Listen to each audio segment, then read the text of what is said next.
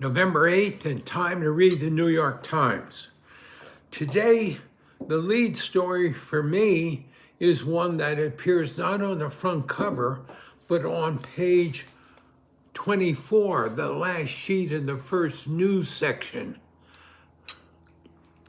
John Cleary died at 74, and Mr. Cleary was wounded in the Kent State shooting during the Vietnam protests, 1970.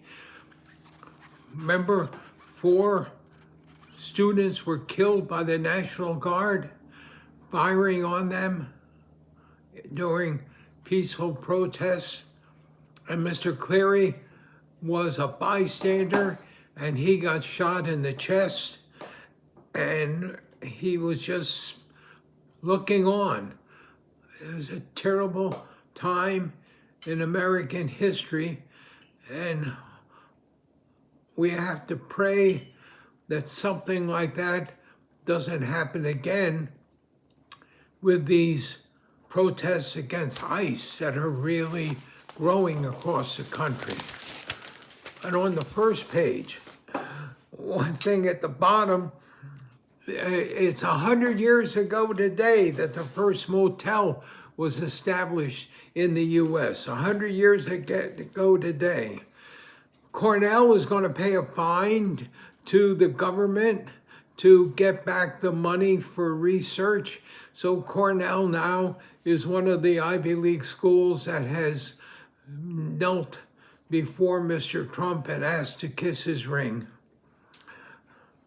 James Watson, Dr. James Watson died, who was part of the biggest discovery in science, maybe in the 20th century, when they made the breakthrough on discovering the structure of DNA.